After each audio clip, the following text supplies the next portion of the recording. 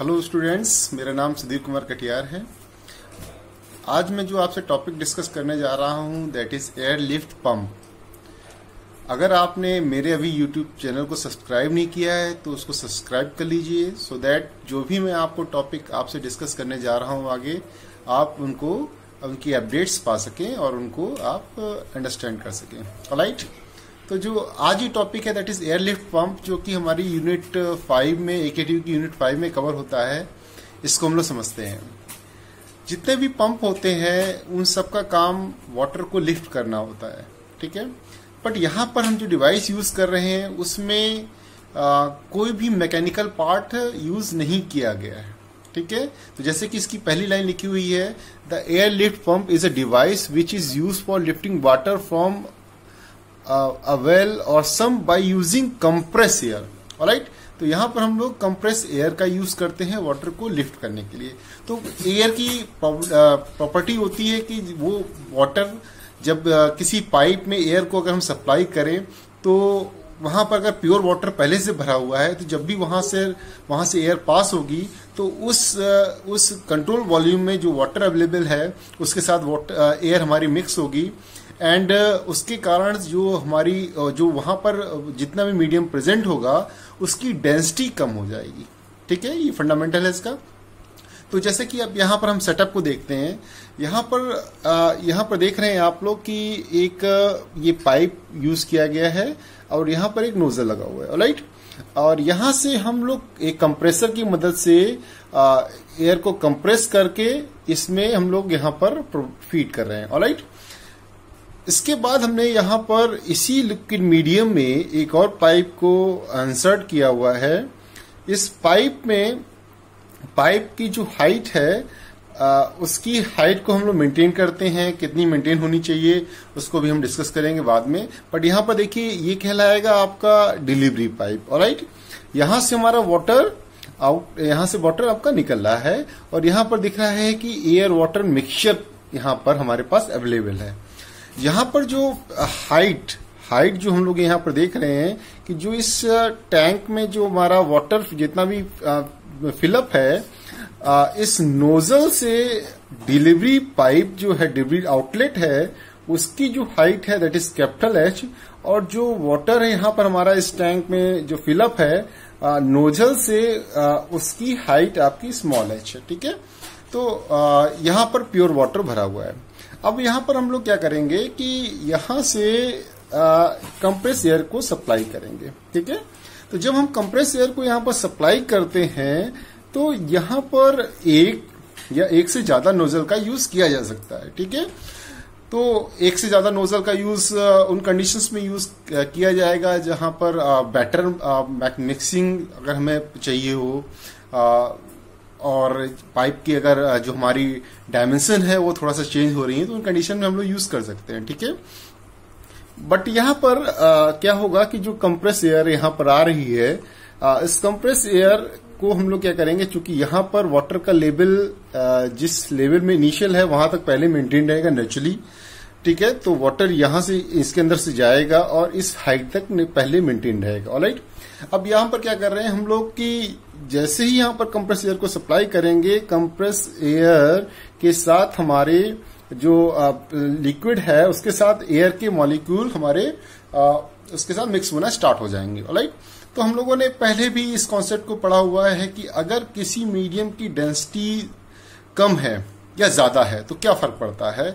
अगर सेम देखें तो अगर जैसे हम लोगों ने पहले भी पढ़ा हुआ है, यूट्यूब मैनोमीटर्स में आप लोगों ने कुछ पढ़ा होगा इसके रिगार्डिंग कि अगर किसी भी मीडियम जैसे डेंसिटी मरकरी है तो मरकरी की डेंसिटी ज्यादा होने की वजह से अगर कोई पर्टिकुलर प्रेशर पर कोई चीज अवेलेबल है ना, एक फिक्स प्रेशर है और उसमें अगर हम मरकरी को देख रहे हैं तो मरकरी की डेंसिटी ज्यादा होती है, जिसकी वजह से क्या होता है कि जो कॉलम है उस पर जो हाइट ऑब्टेन होती है वो कम होती है, ठीक है।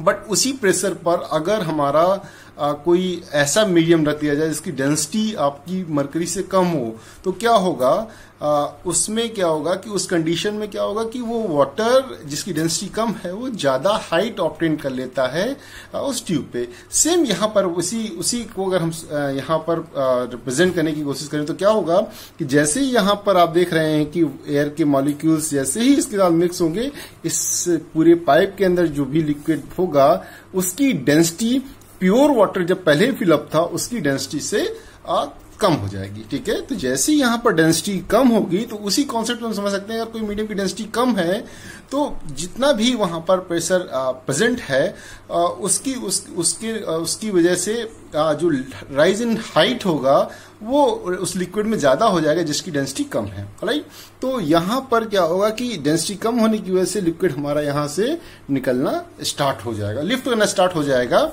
और अगर वो ये हाइट एक रेंज में मेंटेन है तो यहाँ से वाटर डिलीवर होना स्टार्ट हो जाता है। राइट, इस थ्योरी को भी आप पढ़ सकते हैं यहाँ पर। ठीक है, जो लिखा हुआ है इसको आप AKTU के एग्जाम में अगर देते हैं, कोई एग्जाम देते हैं आप, तो उसमें आप इस थ्योरी को लिख भी सकते हैं। इसके बाद देखें तो यहाँ पर कुछ कॉन्सेप्ट हमने यूज किया है।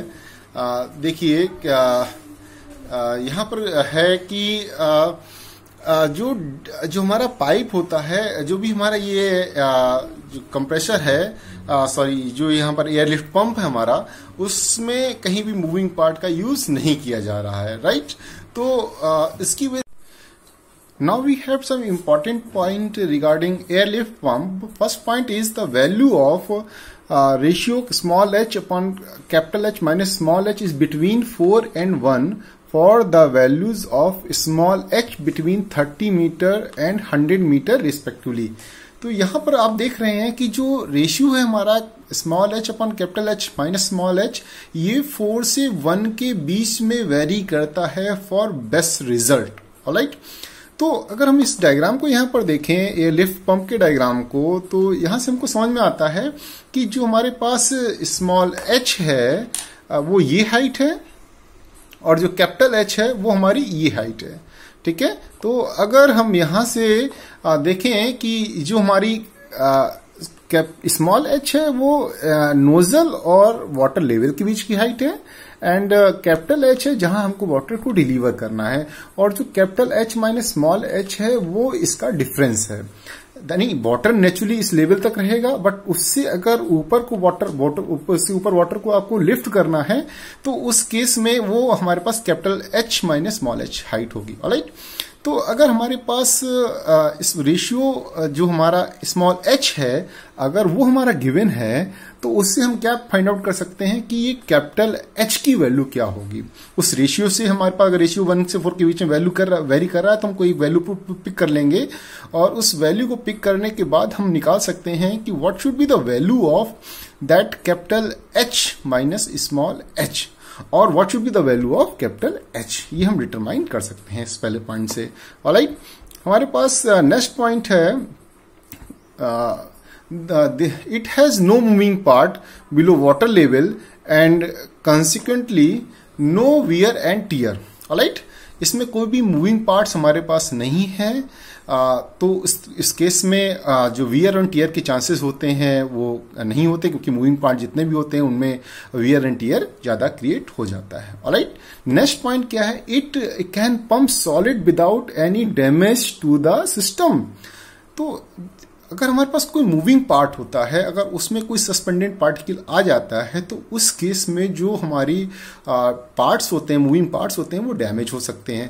तो चूंकि यहाँ मूविंग पार्ट ना होने की वजह से जो पॉसिबिलिटी ऑफ मूविंग पार्ट जो कि डैमेज होने की जो पॉसिबिलिटी है वो एलिमिनेट हो जाती है। ऑलराइट, नेक्स्ट पॉइंट हमारे पास है, the efficiency of pump is low as out of the energy expended in the compressing air only 20 to 40% energy appears in the form of useful horsepower.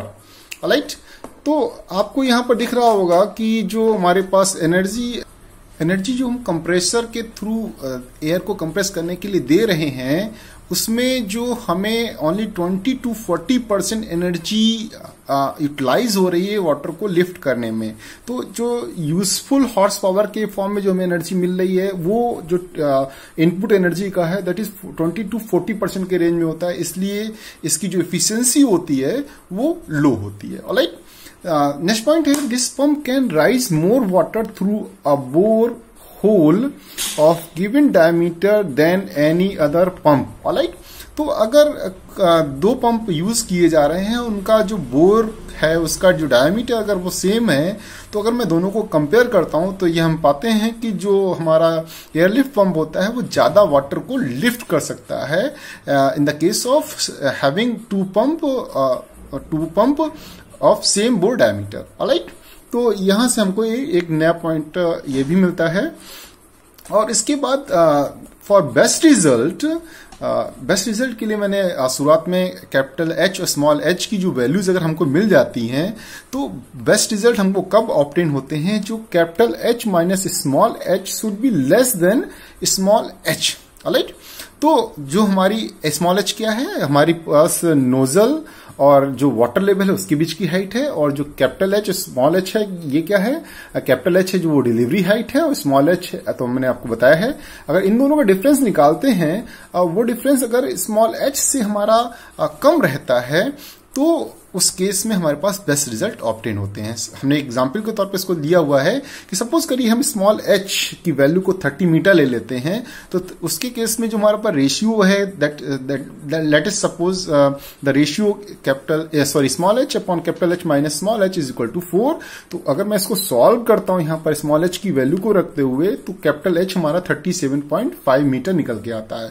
तो हमारा 37.5 मीटर, तो इसलिए हमारे पास capital H minus small H की value को, यानी कि हम दोनों को अगर मैं कैपिटल एच और स्मॉल एच को सब्ट्रैक्ट करता हूं तो जो हमारे पास रिजल्ट मिलता है दैट इज 7.5। तो 7.5 मीटर जो आया है वो डिफरेंस वो स्मॉल एच से हमारा कम है। अगर कम है तो वहां पर हमको बेस्ट रिजल्ट ऑब्टेन होंगे। राइट, एंड एक और केस ले लेते हैं, let h is equal to 90 metre.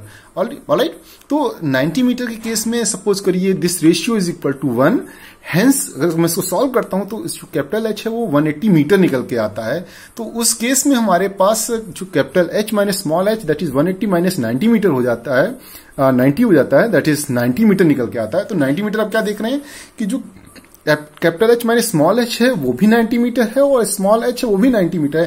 That means वो दोनों सेम हाइट हमको सेम ये जो रेशियो हमने कंडीशन ली है बेस्ट रिजल्ट की, capital H minus small h is less than H होना चाहिए फॉर बेस्ट रिजल्ट, बट ये कंडीशन वहां पर मीट नहीं हो रही है, इक्वल टू एच आ रही है। तो we can consider this value, but for best result we should always try to consider this value so that we have best result. Thank you very much. इस channel को आप subscribe कर लीजिएगा so that अगर next channel next video जो भी हम डालेंगे उसके नोटिफिकेशंस आप पा सकें। Thank you very much.